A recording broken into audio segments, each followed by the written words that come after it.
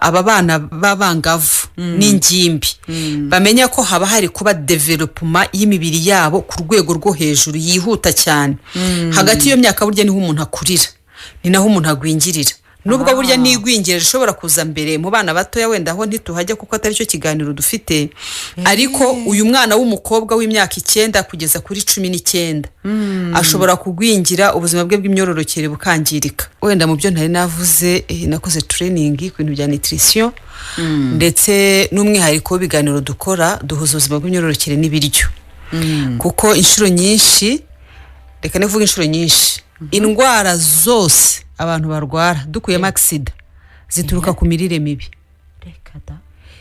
izuzi n'izutazi indwara zose abantu barwara dukuyemo impanuka ku muntu yagonzwe n'imodoka igiti cyamuguyeho inzu yamugwiriye yanyereye aragwa izindi zose zituruka yego kubera ko ibyo twita amabakteri virusi n'izindi rwose mikrobe zose duhura nazo muri ubu buzima n'ubundi zose ziri hano ubu naha twicaye buri munsi twunguka ubumenyi bushya buri munsi tukugezaho ibiganiro bike bigamije kubungabunga ubuzima bwo mu mutwe ubuzima bw'imyororokere ndetse n'iterambere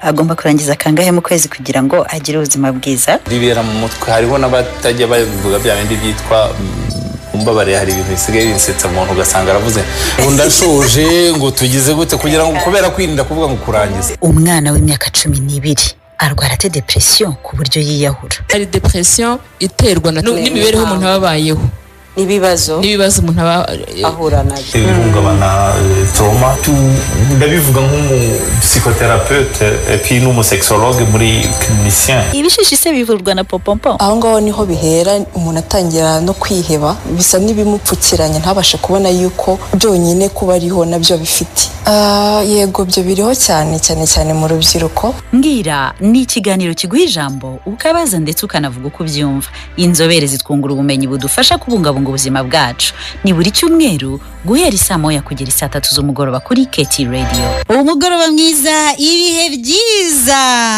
shiti za Keti Radio mwabyumvise ko gahunda ari mbwira abo mwaganiraga mu kanya nayo numvise babikoze neza cyane sinzi niba hakirimo abana bato ariko murabizi yuko urubyiruko tuba tuganira ni Jane Uwimana nkuko bisanzwe n'uyu munsi ntabwo ndi ngenyine narabibemereye kandi niko bizajya bigenda buri gihe rwose dukorana n'impuguke zitandukanye uyu munsi rero nagira ngo mbabwire yuko dufite insanganyamatsiko isa nkaho yihariye ni insanganyamatsiko isa nkaho yihariye kuko kuva nayitangaza nabonye abantu benshi batabyumva neza ntago bumva ukuntu mu by'ukuri ni insanganyamatsiko ivuga ibijyanye n'iby'ubuzima ariko noneho nubwo ivuga ibijyanye n'iby'ubuzima turavuga ku mirire ariko tukayihuza n'ubuzima bw'imyororokere ndabizi ko hari benshi batabashije kubisobanukirwa ariko mu by'ukuri icyo nakubwira nuko imirire muri rusange hari ingaruka igira ku buzima bw'imyororokere hari abantu bashobora kuba bari bazi ko nka kuriya navugaga nti ndakeka ko hari abana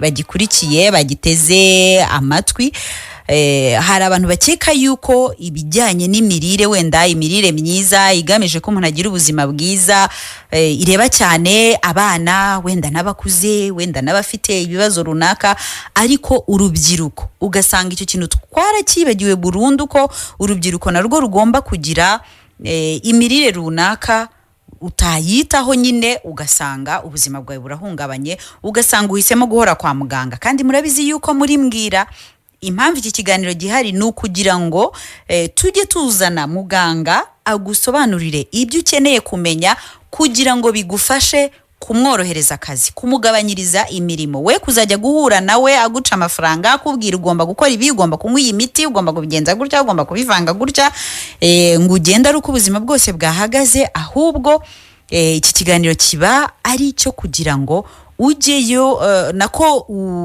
ukurikire wumve ibyo akubwira nawe umubaze ibibazo by'amatsiko byose wumva ufite kugira ngo ubashe gusobanukirwa hanyuma umenye icyo gukora. Ntago twavuga ngo waba wirinze 100%, ariko urumva ko uramutse ukurikije ibyo aba yakubwiye, uramutse ukurikije inama ze, ushobora kwirinda kugera nko kuri wenda nka 90%. nta mibare ihamye naba mfite, ariko ndahamya yuko ari muri icyo cyerekezo rwose wakwirinda indwara nyinshi cyane ubifashijwemo n'iki kiganiro n'ubumenyi wakuramo. Ntago ari ukuguha ubumenyi gusa, ariko ngo ntubushyire mu bikorwa, ubashe no kubikurikiza. Mu kanya gato rero turaza guha ikaze umutumirwa wacu anabibwire, hanyuma anabasobanurire uburyo imirire rwose ishobora kwangiza ubuzima bw'imyororokere cyangwa se igatuma burushaho kuba bwiza. Urakoze cyane. Nitwa Tuyisenge Lucy, nkaba ndi umubyaza, ndi umwarimu mu ishami ry'ubuforomo n'ububyaza muri kaminuza, kandi nkaba umushakashatsi n'umusesenguzi w'ubuzima bw'imyororokere bwa muntu. Nyoboye organisation nashinze yitwa Karame Mubyeyi, aho dutangira amakuru yizewe kandi yuzuye ku buzima bw'imyororokere.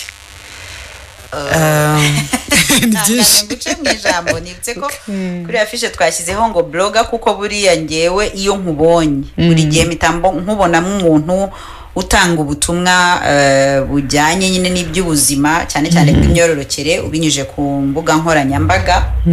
Sinzi niba nakubeshyeye. Oya, nibyo. Mfite YouTube channel yitwa Karame Mubyeyi, niyo dukoresha tunyuzaho ibiganiro bitandukanye n'inyigisho zitandukanye. Tugira ama group WhatsApp twita nka groupe dedication.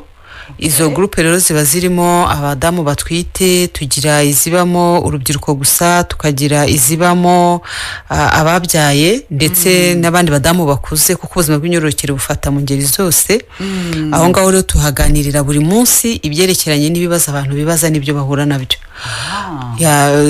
Na Facebook ndayikoresha ndetse na X na Instagram, aho hose tunyuzaho ibiganiro by'ubuzima bw'imyororokere. Umva uraza gutanga adresse, ariko twihuse nagira ngo dusobanurire. Wumvaga ko mukanya narindi kubikomozaho nkivuga ukuntu uri umubyaza, tukaba tuzavuga ku bintu by'imirire byagoye abantu kubyumva, ku buryo ubundi najyaga ngira n'amajwi y'abantu n'amajwi y'urubyiruko, ariko icyo kubivugaho cyarabuze.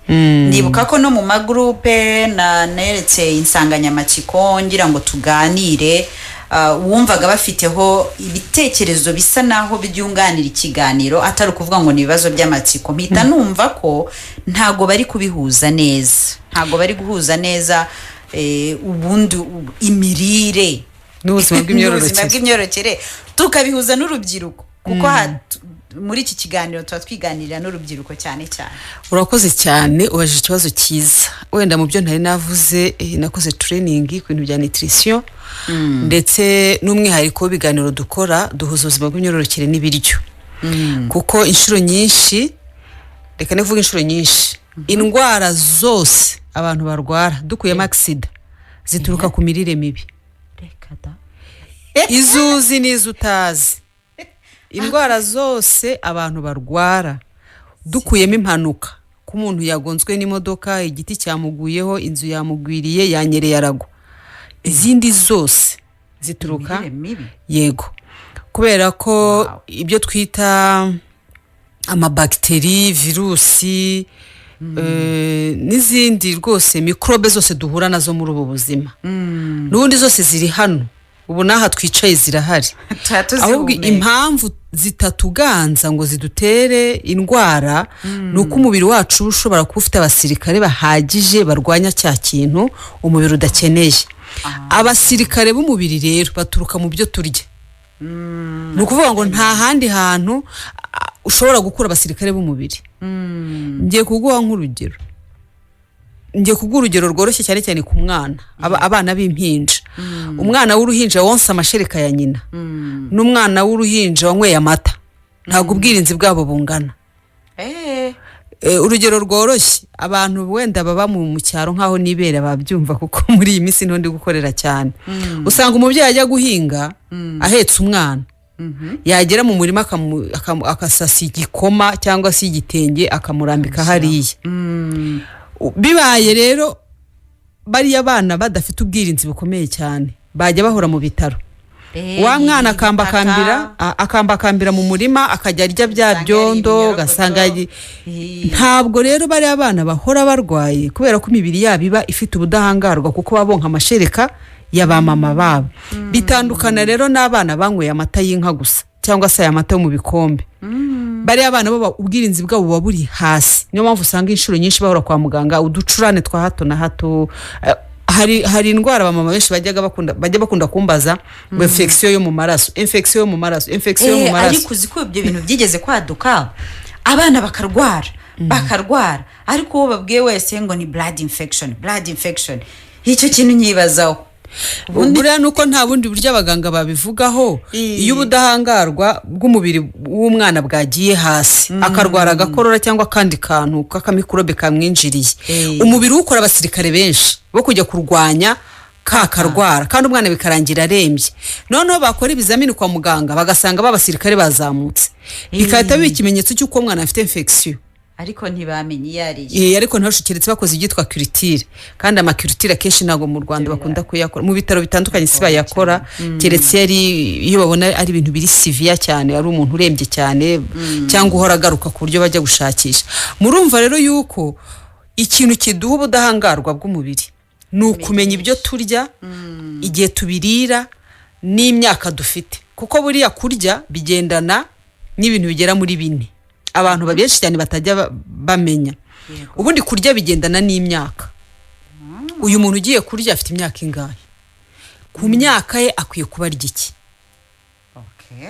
ubwo ibyo biva ku mwana akivuka kugera abaye umukecuru cyangwa umusaza aho ngaho gihari ibyo turemeranywa ko nyine bijyana n'imyaka ariko nkaba numvaga ko nk'umuntu guhera wenda tuve ku myaka 15 16 kugera kuri 35 usasanga ari bo bantu bakomeye mbona ari bo bantu batanakunda kurwaragurika bafite ubudahangarwa rwose nkumva ko rero ibyo bintu by'imirire bitabareba cyane birabareba kureba umuntu wenda ukuze oya birabareba cyane wenda turaza kubivugaho neza nari ngivuga ibyo bintu 4 bigenderwaho mu kugira ubuzima bushingiye ku mirire icya mbere ni imyaka uyu muntu ari mu myaka ingahe icya kabiri ni sex se ni umuhungu ni umukobwa ni umugabo ni umugore urumva igitsina nacyo nyine kigenderwa ubundi cya kabiri kigenderwaho mu mirire ariko usanga ukuntu iyo ufite abana b'abahungu n'abakobwa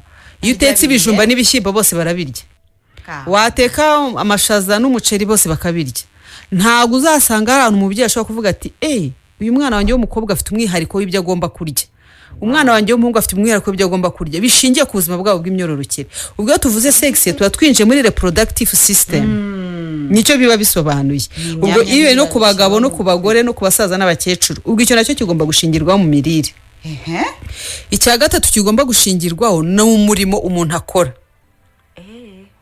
yego akazi umuntu akora iki ngiye kuguha nk'urugero tuvuge nk'umuntu ukora muri office ava kuwa mbere akageza ku wundi kuwa gatanu yicaye uwo muntu ntabwo akwiriye kurya nk'umuntu w'umukarane wikorera ibintu ntakwiye kurya nk'umuntu uhinga ntakwiriye kurya nk'umusportifu ntabwo akwiye guhuza imirire n'umutaximeni umuntu utwara taxi cyangwa utwara moto cyangwa utwara igare abo bantu bose bakwiriye kurya ibyo kurya bigendanye n'akazi bakora n'ibyo bakora kuko energy umuntu akoresha mu kazi aba akwiye kuzigarura kuko umubiri ni uruganda cyangwa se reka mvuge ko umubiri ari moteri iyo moteri buze amavuta irahagarara njye nkunda kubwira abantu ngo iyo utariye ubuzima bwo burakurya ako kantu mwakumvise ubuzima iyo utaburiye burakurya niko bigenda urumva rero iyo uvuze kurya ubuzima twumva kujya kuryoshya igisenyi no ku kibuye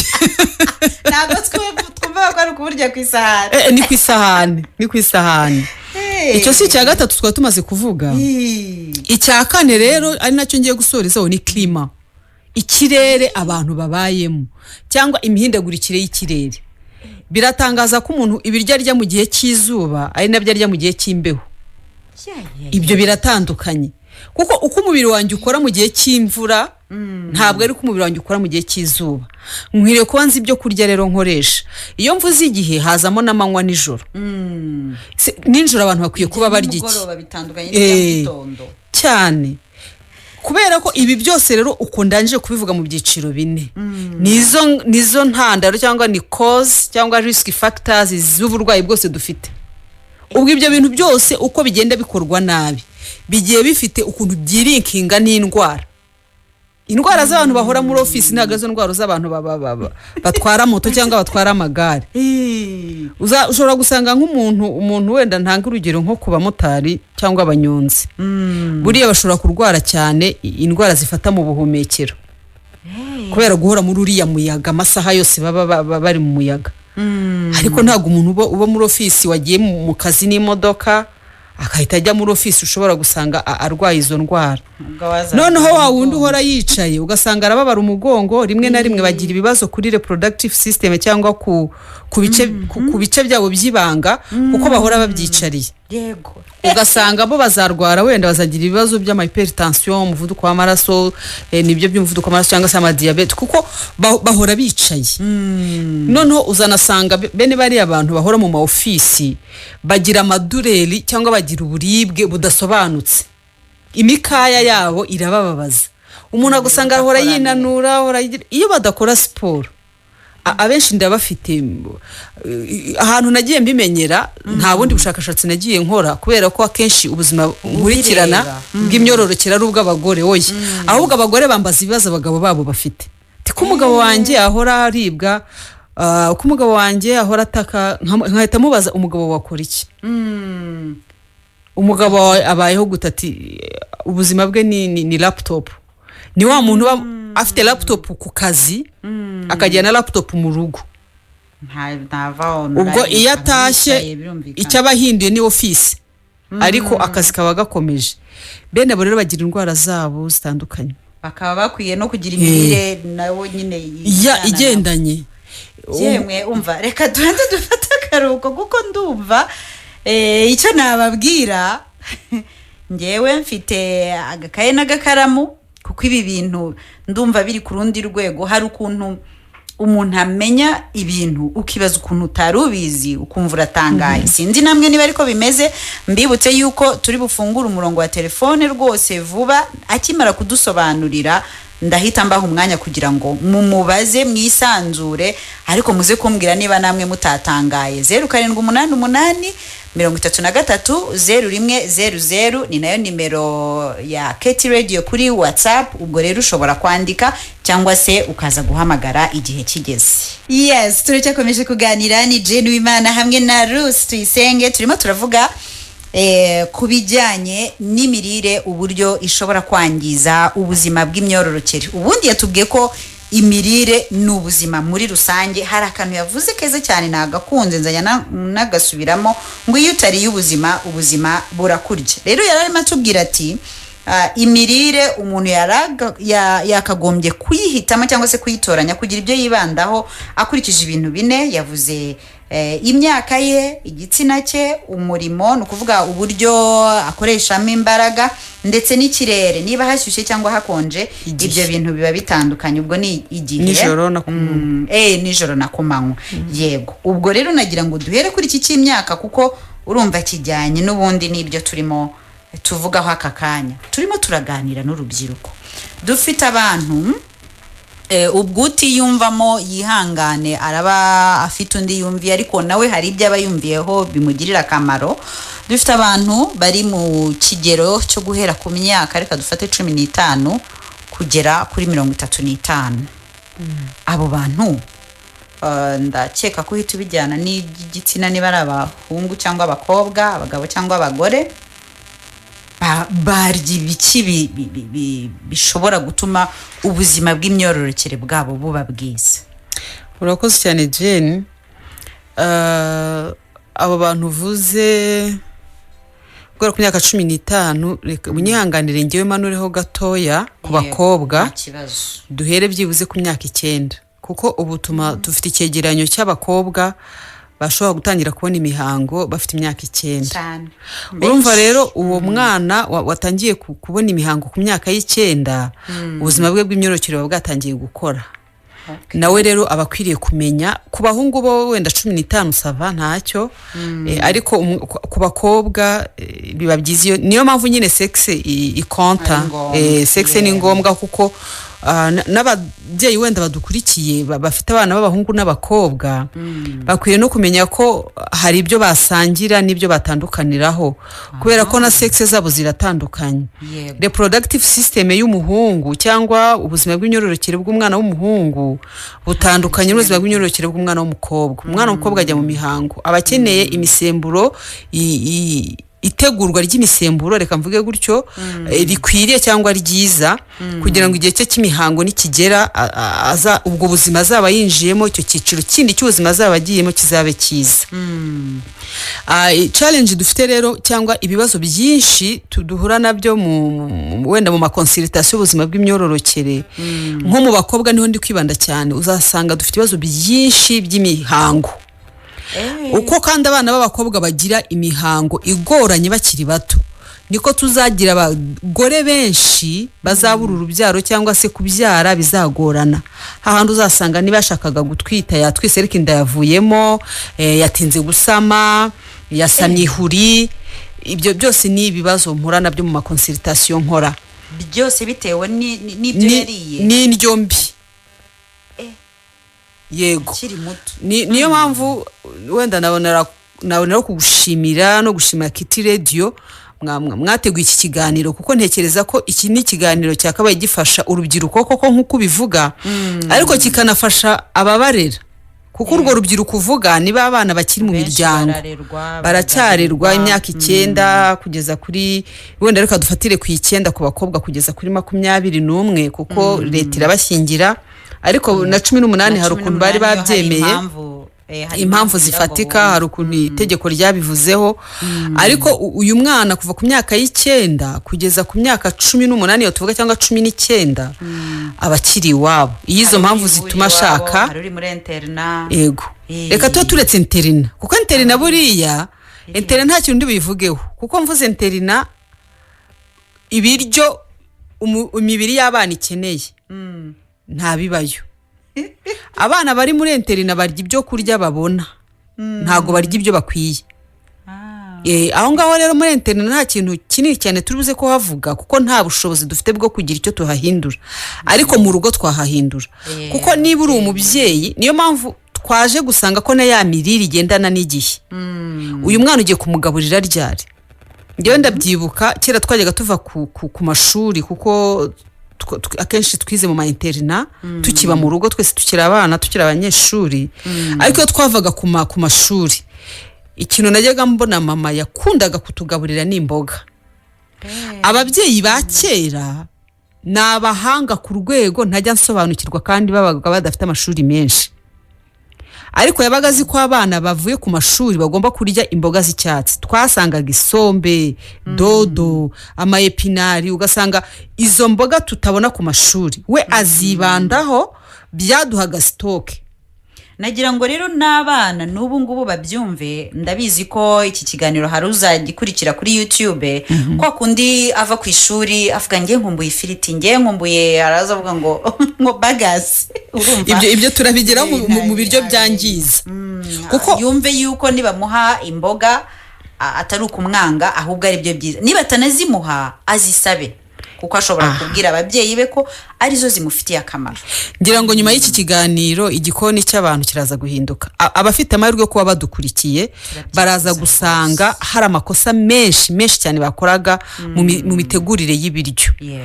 Buriya abana ndaza kubavugaho ariko njye numva nshaka kuvugana n'ababyeyi cyane. Ubwo icyo nshaka kukubwira ni iki umubyeyi arakubwira hari ababyeyi banzanira abana ku myaka yose kuko muri consultation ndabakira noneho akanzanira nk'umwana w'umutini nyine 12 n'itatu n'itanu ibintu ambwiye namusuzuma ngasanga umwana afite carence y'ibiryo uri uzasanga inshuro nyinshi mvurisha imiti yo kwa muganga ariko nkayasosiya n'ibiryo abantu menyere ubuvuzi bwanjye niko mvura kuko nkuko nakubwiye muri organisation y'akarame mu bigiye tugira n'ama natural products nabonye mufite ibintu by'imirire dukunze kuvuga ngo ni iby'abagorozi ariko kubera nyine kutamenya muri rusange niba ari iby'abameze bate bisa naho byihariye ukuntu biriya bintu biri naturelle twabikozeho ubushakashatsi tubitegura byibanda ku buzima bw'imyororokere ariko ku myaka igera muri 2 tumaze tubiderivaringa abantu babikoresha ku isoko indwara nyinshi zarakize none ugasanga umuntu yambaza none se imiti yo kwa muganga nyereke nkamubwira oya imiti yo kwa muganga ni imiti twebwe ibyo turi kuguha n'inyunganira mirire nibyo kuri kubera ko iriya miti yo kwa muganga iraza kuza gufatanya na byo kurya na za ntungamubiri urukeneye umubiri wawe ukire vuba kuko imiti yo kwa muganga ni antibacteri nyine yica amabacteri wenda utumye aka kantu nkavuga ariko reka nkasobanure kugira ngo abantu bumve agaciro k'ibiryo bagatandukanye n'agaciro k'imiti ibiryo n'imiti inyongera mirire ahubwo ni ukuvuga ngo imiti muri farumasi dutanga imiti kwa muganga twandika wowe urazwambwira uti muga umutwe uranyishe ndababara umutwe mfite ibibazo nkubaza kugira ngo numve koko umutwe ukurya uturutse kuri bacteria yinjiye muri wowe cyangwa ko umutwe ukurya uvuye ku munaniro kudasinzira kutaruhuka bihagije kutanywa amazi ibyo byose ubundi mu makonsultation ni cy'abaganga baba bakora rero hari igihe usanga nk'umuntu umutwe arwaye ari uko adasinzira atanywa n'amazi uyu muntu burya ntabakeneye paracetamol ahubwo akeneye kuryama agasinzira umutwe ukaruhuka akeneye no kunywa amazi ubwonko bukabona oxygene na hydrogene kuko nibyo bigize amazi noneho ubwonko bugakora neza urumva nk'uwo muntu hariho nabivurishije genda byuka nakoraga i Kanombe muri centre de santé njyandika no mu gitabo buke umukorege wanjye arambwira ngo nago navuye umurwayi kubera ko utamwandikiye umuti kuko nta miti nashyizemo ndaje ndamubwira ntariko jewe nize nutrition ntabwo uriya muntu yarakeneye paracetamol yarakeneye kuryama agasinzira akananywa n'amazi ahagije ni kandi kigaragaza ko namuvuye nuko yakize rero urumva abantu bakwiye kumenya ko imiti yo kwa muganga itangwa bitewe urugero umuntu urwaye malaria aribwa n'umutwe cyane buri ikintu cyose wamuha utaravura ziriya parasite zinjiye muri we ntago umutwe ukira ni nkuko n'umuriro utagabanuka ushobora kumuha amapaki ya paracetamol umuriro ukajya ukongera ukagaruka kubera ko za bacteria ziracyari mu maraso rero icyo dukora nuko tumuha ya coartem tukamuha na ya paracetamol coartem ikica amaparasite ya malaria noneho paracetamol ikaruhura amaneri y'umutwe umuntu agakira akaba amahoro ibyo byose utubwiye ni imiti noneho rero wa muntu wacu twahaye ya miti akeneye kuba arya iki kugira ngo wenda ntangura urugero rwa malaria kubera ko yamaze kongera kuba pandemi yamaze kongera kuba nyinshi kugira ngo n'abantu babyumve hari abantu tuvura malaria igakira bacteria zigapfa ziriya parasite zigapfa agasigara arwaye ingaruka z'imiti kubera ko umubiri we nta biryo wabonye kubera iki koko umuntu wahawe coartem ko agomba kurya byihariye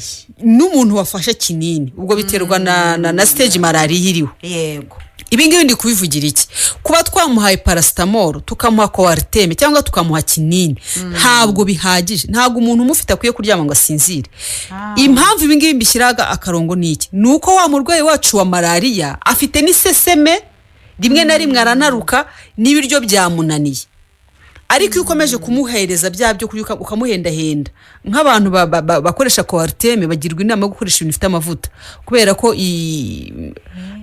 coartem uburyo coartem zikoze iyo zihujwe n'ibinyamavuta zigira umumaro vuba vuba unyibukije impamvu bambwiraga kunywa ikivuguto amata kurya ibintu by'ibinyamavuta byinshi kugira ngo umubiri wawe ugire imbaraga ziza gutuma ya miti itakuganza ubwo murumva rero ko dufite imiti ije kwica microbe cyangwa bacteria cyangwa parasite ariko dufite n'ibiryo bije kuduha energy z'amaserire. ibyo se nibyo turi bwite inyunganiramirire cyangwa nabyo ni ibiryo bisanzwe? Ubwo ndashaka kuza kunyunganiramirire. Yego. Noneho rero ndashaka kubanza gutandukanya akamaro k'ibiryo n'akamaro k'imiti. Yego.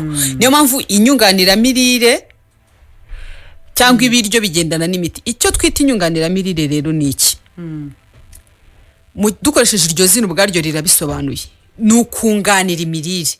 Ahangaha uzasanga aribyo bita food supplement.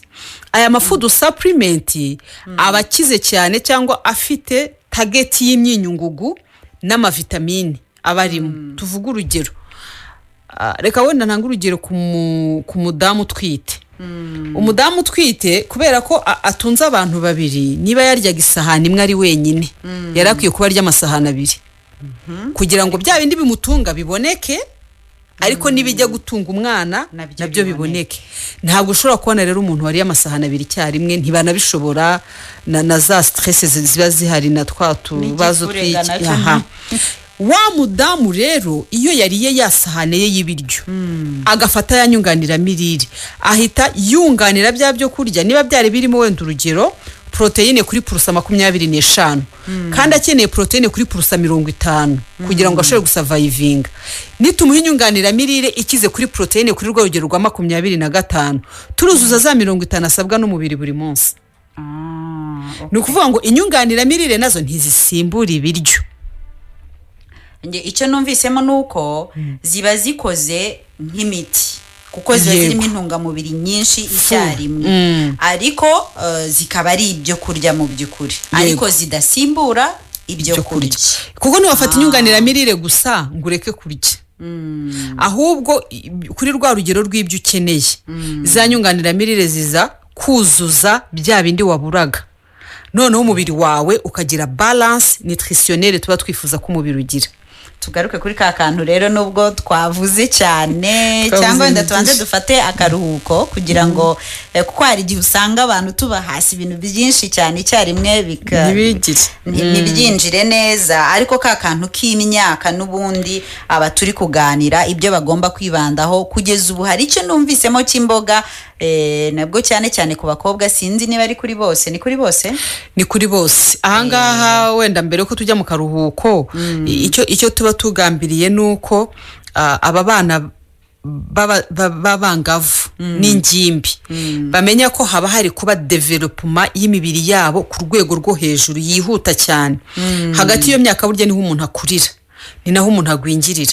Nubwo burya n'igwingire rishobora kuza mbere mu bana batoya, wenda aho ntituhajya kuko atari cyo kiganiro dufite, ariko uyu mwana w'umukobwa w'imyaka 9 kugeza kuri 19 ashobora kugwingira, ubuzima bwe bw'imyororokere bukangirika kubera ko atageza kuri rwa rugero rw'ibyo kurya umubiri ukeneye muri ya development kugira ngo amaserire yidevelope. Urugero, niba hari kubaho development ya nyababyeyi, tuvuga ko nyababyeyi y'umwana w'umukobwa atangiye kujya mu mihango igomba nayo kwaguka mu mikurire mu ngano. Iyo rero uyu mukobwa atarya neza, ya nyababyeyi ishobora kugwingirira muri we, ntifate ya forme cyangwa anatomikoma ntingana nk'uko yakabaye ingana, izashobora guholdinga umwana cyangwa se gufata umwana. Aho ngaho rero niho abana b'abakobwa ndetse n'abahungu, ubwo abahungu bo twita tujya kuri prostate nka glande ishinzwe kubika intangangabo, nayo ibikeneye kwidevelopa kugira ngo intanga zabo zizabe nzima mu gihe cyo kuzashaka kubyara bizaborohera. Icyo abashakashatsi batandukanye bahurijeho, baba aba nutritionniste ndetse n'aba obstetricien cyangwa se abashinekologe, abakora ubushakashatsi ku by'imirire n'abakora ubushakashatsi ku buzima bw'imyororokere. Icyo bagiye bahurizaho nuko kugira ngo ubuzima bw'imyororokere bukure bugomba kurya. Noneho no kugira ngo imisemburo ibukoresha ishobore kuboneka, byose n'ibyo kurya. Ahangaha icyo abashakashatsi bagiye bibandaho cyane ni imyunyungugu. Buriya ubwonko bwacu ubwonko nibwo muntu. Yego. Kuko Imana yabushyizemo ubushobozi bwo kubeshaho ibitugize byose. Kuyobora umubiri wose, naje gusanga buyobora n'ibidukikije byose.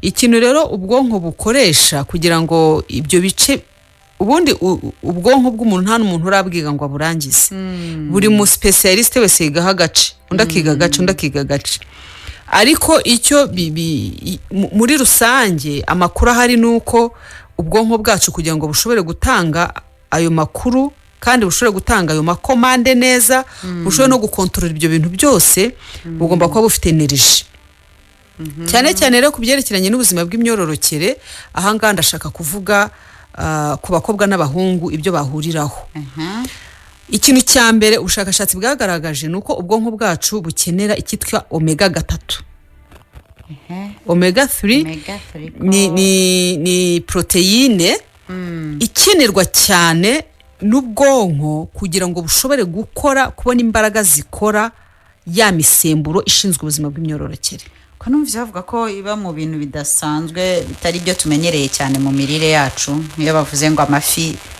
ngira ngo si n'amafi abonetse yose ibintu byo mu nyanja ntabwo ari buri wese hari n'abatazi icyo ari cyo omega 3 hari mu biryo dusanzwe tumenyereye reka mvuge aho omega 3 yaboneka mu biryo byacu bisanzwe oya rwose ayo makuru aba ahari ibikomoka mu nyanja nkatwe rero tuba kure y'inyanja abantu baba kure y'inyanja bihanganira ibintu bajye babihaha ko biba bikosha byonyine muri ariya mafi turya aturuka mu nyanja n'ayahe reka twivugire saladine ka saladine ntikagura nk'$1,500 cyangwa 2,000 ziba ziri mu gakopo zitunganyije saladine rero ziza ku mwanya wa mbere mu bintu bikize kuri omega 3 yego noneho nutabona saladine ariko uzarye n'aya mafi asanzwe ubundi rero Jane nta biryo bihenda bibaho wamenya ko ibiryo bidahenda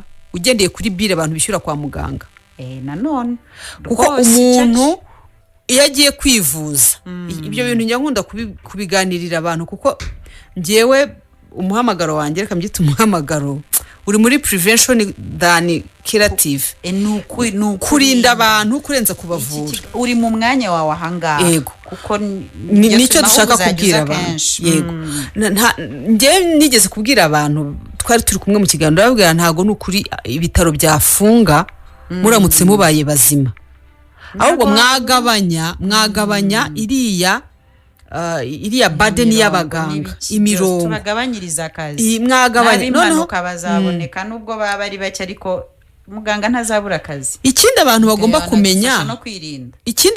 kumenya Jane ntago umuntu ajya kwa muganga gusa kuko arwaye ukwiye kujya kwa muganga no kumenya uko umubiri wawe uhagaze yego inaha iwacu mu Kinyafurika cyangwa no mu Rwanda ntago ibintu abantu barabyumva umuntu atekereza kujya kwa muganga ari uko umutwe umurya mu nda hamuriye nabwo cyane byakabije urumva ahantu ibintu bijya binterera ubwoba ni ku iki kibazo cy'ubuzima bw'imyororokere ni uburyo abagore n'abakobwa babana n'ama infection irogenitale uzi ukuntu tuba dufite isoni uzi ko babana nazo zigahinduka inshuti zabo akajya yishima akajya nk'uri mu kazi akajya ahantu akihengeka akishima akagaruka sisters abakobwa beza kandi ubu turi kuvuga ku bangavu mu bangavu aba bana bari mu ma interna ba matrone muri kutwumva iki kintu mujye mugitangamo ikiganiro abana bo ma interna b'abakobwa benshi barwaye ama infection yo mu myanya y'ibanga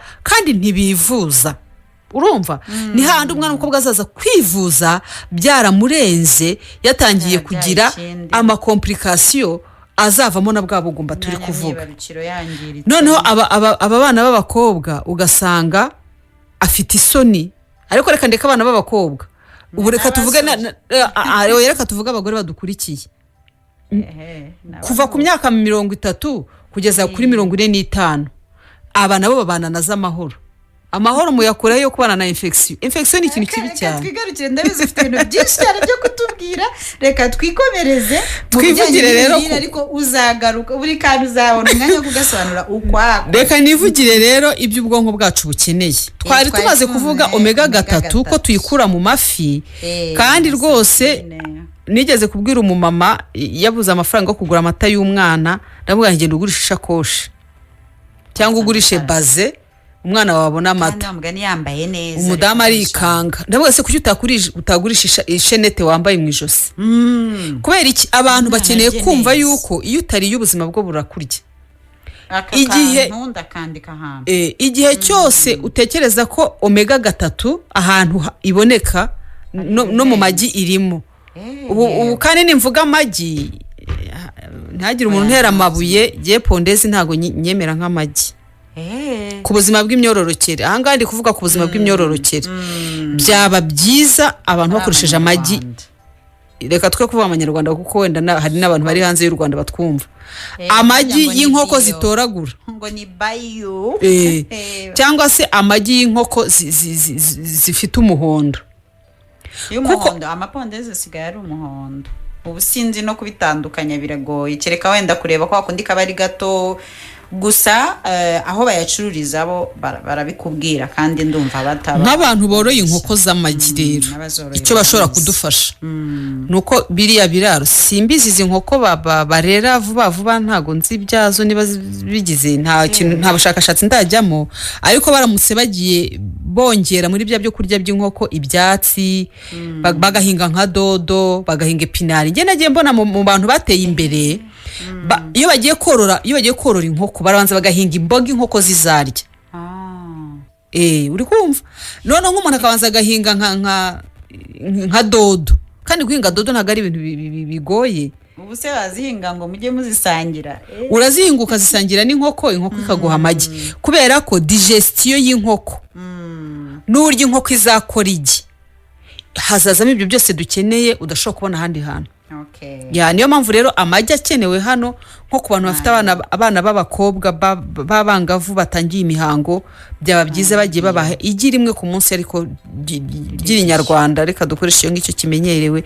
igi ryiza uri hanze ahita yumva icyo dushatse kuvuga ni za nkoko zitoragura nizo zishobora kuduha amagi arimo ya maproteine twifuza ahandi hantu omega 3 ishobora kuboneka ariko nkeya ni muri porridge njya nkunda kubwira abantu porridge ni ibyo kurya abantu batamenyereye nayikozeho ubushakashatsi buhambaye nza gusanga buriya porridge ari ibiryo abantu bose bakabaye batunze mu rugo inafite cyane ubushobozi bwo kudukiza indwara nyinshi n'ibibazo byinshi tugira mu buzima bwacu bw'imyororokere cyane cyane abagore burya njya nyirya nyisimbuje nk'umuceri ariko mba numva nanjye ari nk'ibintu bidasanzwe kuko abantu benshi bumva ko ari iy'abana ari iyo kurya mu gitondo nabwo rimwe na rimwe n'ibindi byinshi porridge ni ibyo kurya byakabaye biza mu byo kurya by'abantu bya buri munsi kandi burya inategurwa uburyo butandukanye akenshi niyo dushaka kuyikoresha ku buzima bw'imyororokere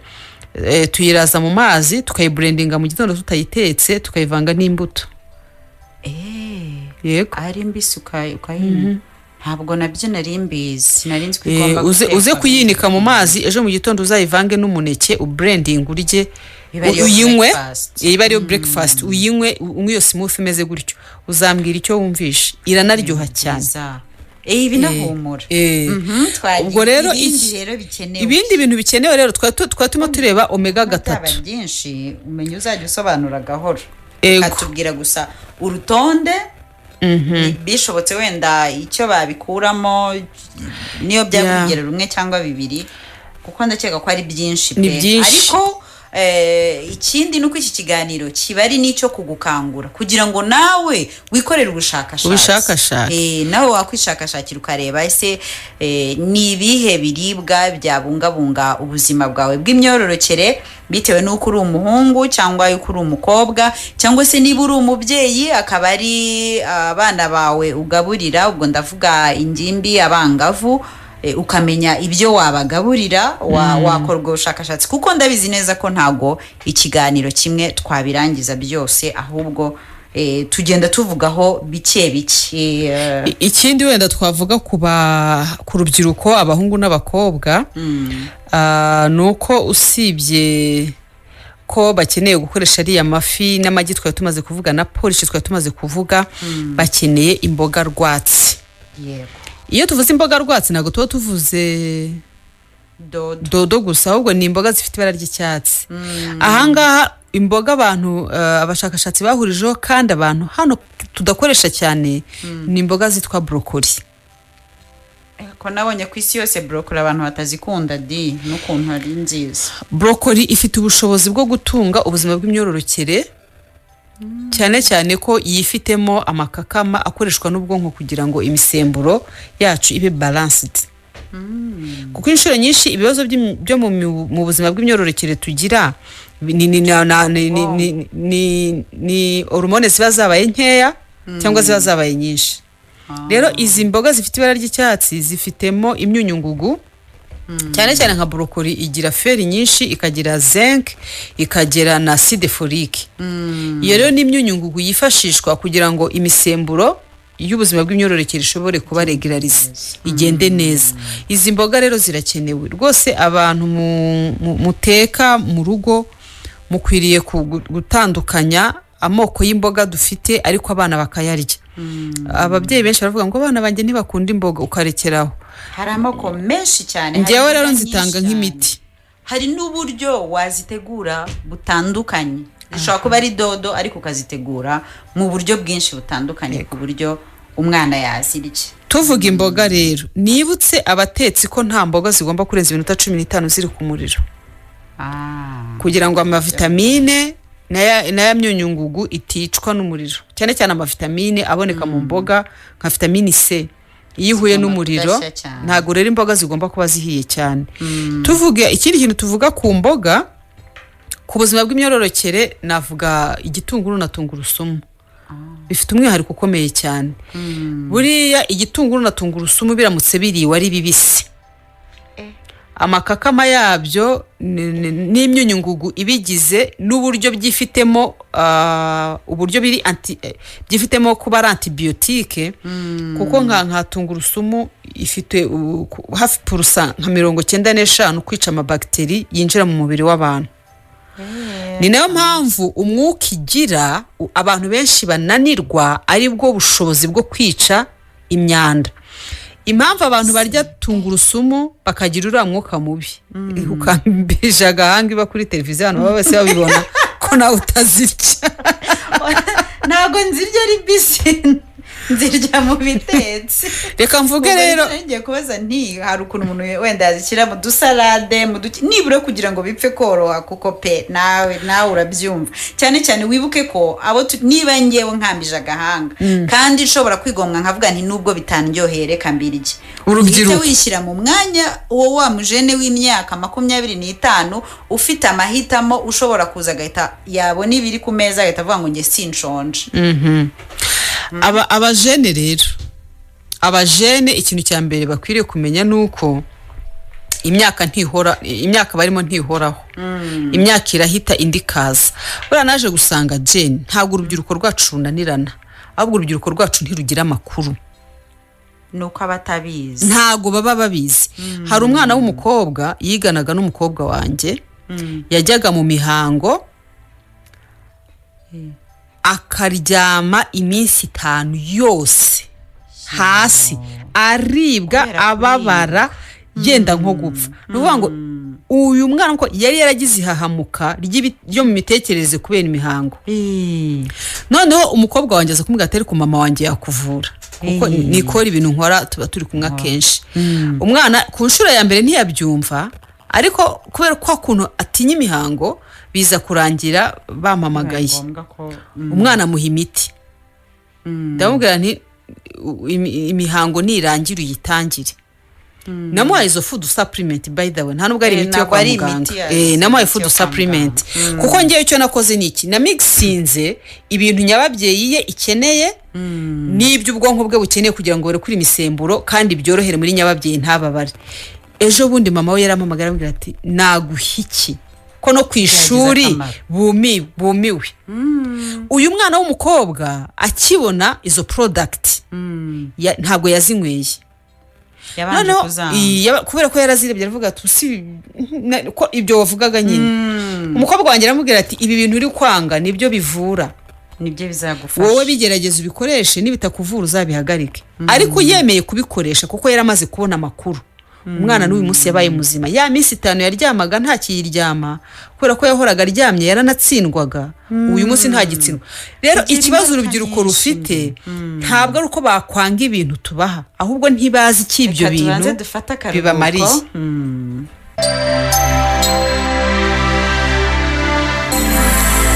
turacyakomeje ariko tunagana ku musozo. Ubu noneho umwanya wanyu wageze, ahubwo ndashaka kubiseguraho kuko nasanze nimero ya WhatsApp ntabwo iriho. Ariko mu minota mike dusigaranye reka nguhe WhatsApp yanjye uba ariyo wakoherezaho ubutumwa niba ushaka ubutumwa bwawe kubunyuza kuri WhatsApp. Abo kuri telefone bo turabitaba, hari ibintu bike Rusi agiye kudusobanurira hanyuma duhite dutangira kwitaba. WhatsApp yanjye rero ni 0782318997. Ushobora kunyandikiraho ubutumwa hanyuma nkabusoma. Ubutaha tuzongera dukoresha WhatsApp ya Keti Radio nuko mbonye itariho kandi nzi ko hari abantu guhamagara bitabangukira. Ubwo rero ushobora gukoresha 0782318997. Ntabwo nguhaye iyi nimero kugira ngo umpamagareho kuko guhamagara ndi mu kiganiro ntabwo nyitaba. Niba ushaka kuza kuduhamagara hari telefone ya Keti Radio ni 0782330100 niyo turi bwitabe. Reka rusabanza dusobanurire kuko yarakitubwira ibijyanye n'imirire myiza ibereye urubyiruko. Watubwiye ibyo bahuriyeho. Akoze cyane Jane. Ubundi indyo yuzuye urubyiruko rwose rurayikwiye, ahubwo reka tuvuge ibyo bakwiriye kwibandaho byabungabunga ubuzima bwabo. Noneho tuvuge n'ibibangiza mbe noneho babone baduhamagare dushobore gusubiza ibibazo byabo. Ikintu cya mbere urubyiruko cyangwa se reka twibwirire urubyiruko, mwa rubyiruko mwe mukwiye kumenya neza yuko ubuzima bwanyu buri mu nshingano zanyu. Ni wowe ukwiye kumenya amakuru y'ibyo ukeneye. Tuvuze nko ku bana b'abakobwa n'abana b'abahungu, icyo ubuzima bwawe bw'imyororokere bumaze ni ukurera udusabo tw'intanga no kurera intanga zizatuma uzashobora kororoka mu gihe uzaba wifuje kuba umubyeyi w'umupapa cyangwa umubyeyi w'umugabo w'umumama. Ni byiza ko ibyo rero bitegurwa hakiri kare. Mu byo kurya twari twavuze ko twibanda ku mboga z'icyatsi ariko n'imboga zose muri rusange. Ahangaha reka nongereho imbuto z'amoko yose zitandukanye, ariko mvuga ikintu cyitwa igikoma. Urubyiruko rukwiriye kunywa igikoma. Iki gikoma kigomba kuba gifite byibuze uruvange rw'amafu 5 atandukanye. Harimo ingano, harimo uburo, harimo soya, harimo ibigori ndetse harimo n'amasaka. Iki gikoma gifite ubushobozi bwo gukoresha ubwonko kugira ngo bushobore gukora ya misemburo twifuza izajya kuringaniza no gutuma ubuzima bwacu bw'imyororokere bugenda neza. Ikindi nuko abahanga bagaragaje yuko igikoma usibye ko kirera ubwonko ariko kirera na nyababyeyi kubera ko gikize ku myunyungugu, cyane cyane twavuga nk'umwunyungugu wa zinc. Uyu mwunyungugu wa zinc iyo ubuze usanga ubuzima bw'imyororokere butaremeka neza cyangwa se budakora neza. Ikindi iyi myunyungugu nka za potassium, calcium ni imbaraga n'urusobe rwa vitamine B rwa vitamine B complex, ni imbaraga z'ubwonko n'ubushobozi bw'ubwonko bwo gukora. Niyo mpamvu rero ahangaha nk'urubuto nshatse kuvugaho cyane rwadoye vitamine B ni avoka. Urubyiruko rukwiye kurya avoka, kubyibuze avoka imwe ku munsi. Ikindi nuko mu mbuto urubyiruko rushobora kwibandaho ni imineke. Imineke ifite ubushobozi bwo gukoresha ubwonko neza no gukoresha imikaya y'umutima. Ibi ngibi rero bikarinda indwara nyinshi. Ibyo kurya byose mwabirya ariko ibyo tuvuze mwabyibandaho. Izindi mboga abantu badakunda gukoresha cyangwa bakoresha nabi ni ibihaza. Ubwo ngiye kuvuga ibihaza, mvuga amashayote, mvuge amabrokoli, mvuge n'amakokombure. Ibintu byose byerera hasi by'inzuzi na watermelon zirimo. Kandi ahangaha nk'ibihaza abantu bakwiye kumenya ko niba waguze igihaza ukagiteka mu rugo ukwiye kutagitandukanya n'imbuto zacyo, kuko ziriya mbuto z'igihaza nizo zikize kuri zinc nyinshi cyane ugereranije n'ibindi. Ziriya mbuto se baraziteka bakazirya.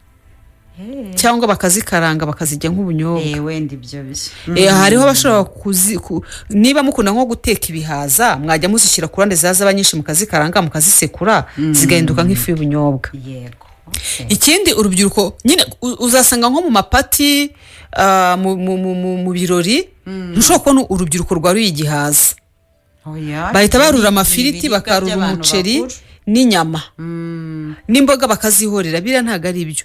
ntabwo umubiri wacu uremwe ku buryo bwo gufata bimwe ukabura ibindi, ahubwo uremwe mu buryo tugomba kubona ibyo twita plat complet cyangwa se ibyo kurya byuzuye.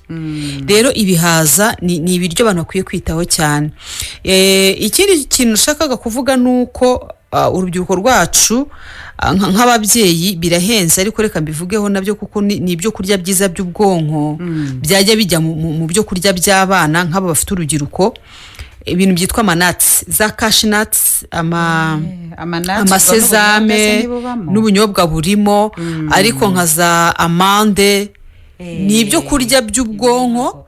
impamvu mbivuze ku rubyiruko, uru rubyiruko ruba rufite ibintu bitatu biri kurubaho. uru rubyiruko ruba ruri kwiga, abatari muri primaire bari muri segonderi cyangwa muri kaminuza, bakoresha ubwonko. rero ubwonko bwabo burananirwa cyane, niyo mpamvu baba bukeneye energy.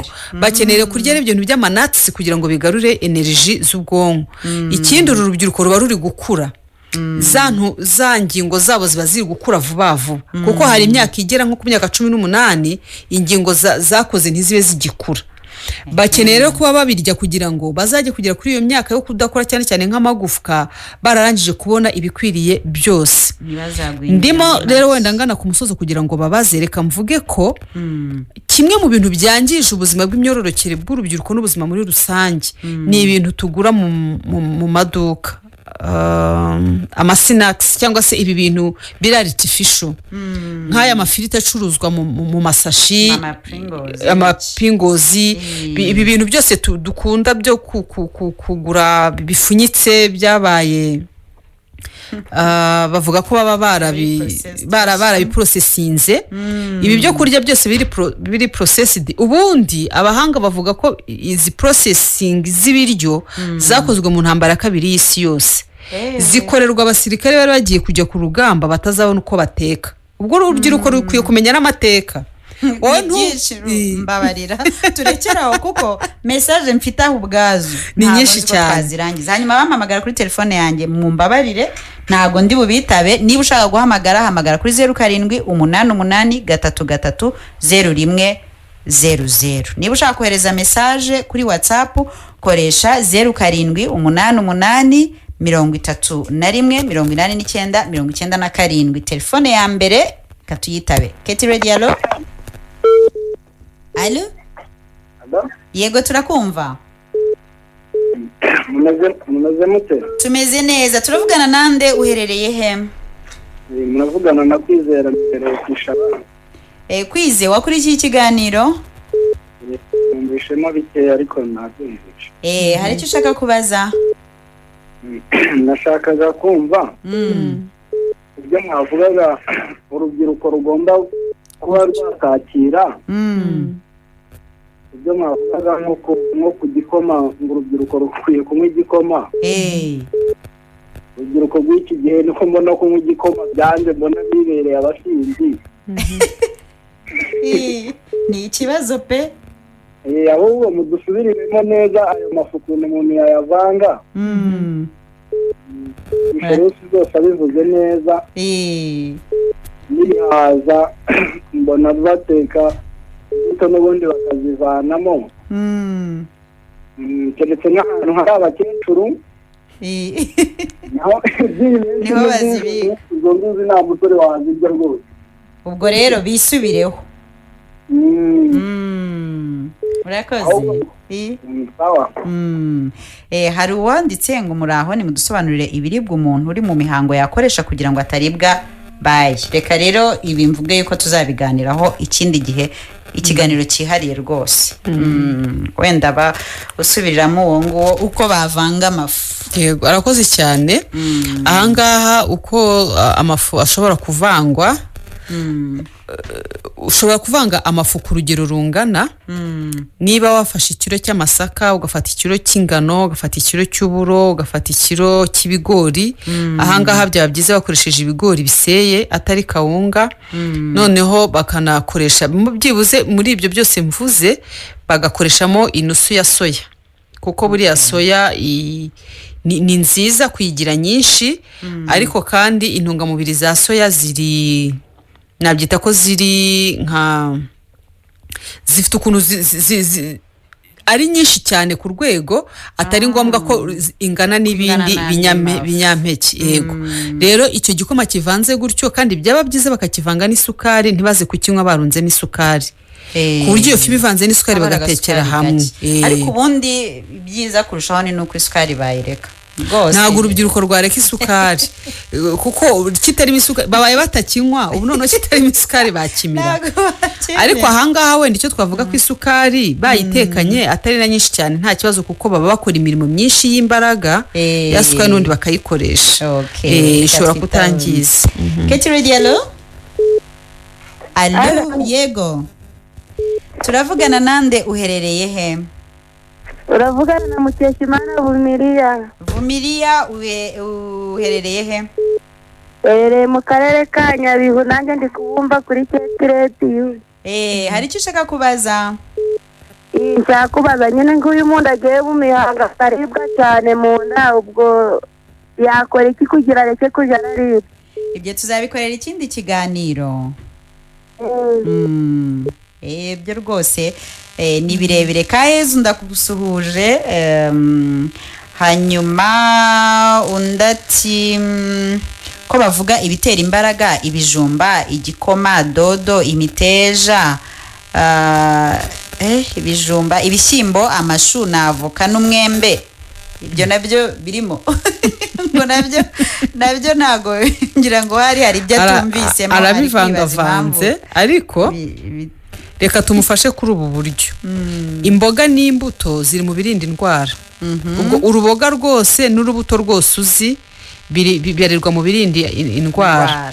Noneho ibitera imbaraga nibyo twita uburisho. Ubwo ni ibijumba, ni akawunga, ni ibirayi, ni ibitoki, ni amateke, ni ibikoro. Ibyo bintu wateka ariko ugakenera imboga kugira ngo ubirye. Ibyo bibarwa mu bitera imbaraga. Noneho ibyubaka umubiri ni ibintu byose bifite amaproteine. Ubwo amaproteine ari vegetale, ni amaproteine aturuka mu bihingwa. Tuvugamo soyiza ku mwanya wa mbere, gakurikirwa n'ubunyobwa, hagakurikiraho ibishyimbo, hakazaho amashaza. Ibyo ngibyo biduha proteine vegetale. Hakazamo na gombo, nayo itanga proteine vegetale. Avoka itanga proteine ku rugero rutoya. Icyo gihe rero iyo ushaka ibintu bifite proteine byubaka umubiri, iyo ukoresheje kimwe muri ibyo uba ukibonye. Hakaza n'ibituruka ku matungo, inyama, amafi n'amagi. Twashoje. Ndanyuzwe, nizere ko yanyuzwe. Undi ati nitwa Peter, izo nama ziranyubatse, sinajya nkunda igikoma ariko menye ko gifite umumaro. Keti Radio no wanyuma twitabye. Allo? Allo? Ntago yamenye ko twari twamwitabye. Kuri WhatsApp mfite ubutumwa bwinshi ariko ndabona bitari bworohe. Ngo kuribwa mu nda bya hato na hato, tubaho ubutumwa. Ndabona abantu benshi babajije ibijyanye n'imihango rwose. Icyo kiganiro umenye ko kizakurikiraho kandi vuba. Turahita dupanga umunsi. Abatangiye kwandika nonaha rwose mwihangane, abari kumpamagara kuri telefone yanjye namwe mwihangane. None se umuntu uri hejuru gato y'imyaka 56 yakoresha ibyo kurya bimeze biti? Urihangana pe, urihangana kuko icyo ubwo nubwo ntago biri bworohe. Uyu ati mutubwire vitamine iba mu nzuzi zikaranze z'ibihaza. Yego ko ni nk'amagambo abiri Vitamine? nibwo se ni vitamine ngira habamo vitamine A amavitamine abamo Yego. igira beta carotene igira vitamine A ikagiramo vitamine C na vitamine n'urusobe rwa vitamine B ariko ikaba ikize cyane ku myunyungugu cyane cyane nka zinc na za calcium na za magnesium mu bihaza zirimo ibintu by'imboga n'imbuto bijya bikombina imyunyungugu n'amavitamine. Undate si izo mbuto zo mu bihaza urazitogosa cyangwa urazikaranga byombi ndumva byavuzwe byose byakunda wabigira.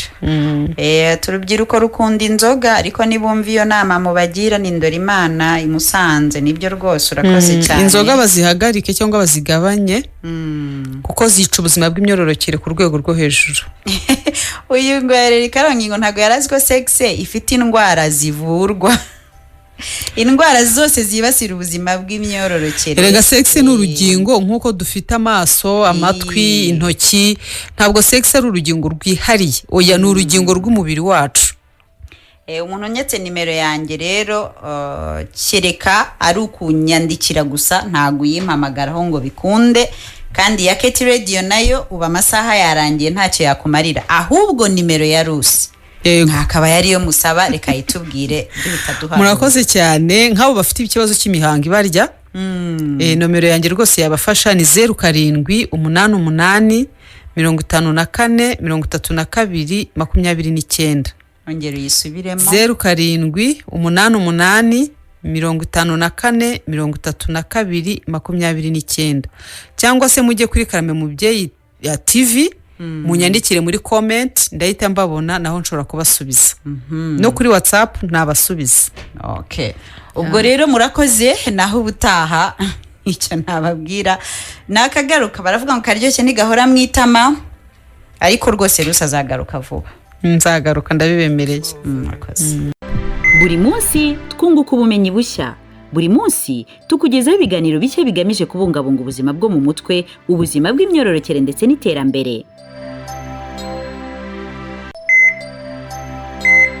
Kanda ahanditse subscribe cyangwa abonnez-vous, ukore n'ahashushanyije inzogera kugira ngo we kugicikwa. Tubeho neza n'umuyoboro wawe. Nyuzaho ibibazo n'ibitekerezo byawe dufatanye kubinoza. Iki kiganiro nikikuryohera ugisangize n'abandi. Inkunga y'ibitekerezo ni ingenzi kuri twe. Iyo amafaranga nakarusha washyigikira iyi channel kuri Momo Code 3534661 cyangwa nimero ya Momo 0783318997 TN Rwanda. Watuvugisha kandi kuri 0788318997.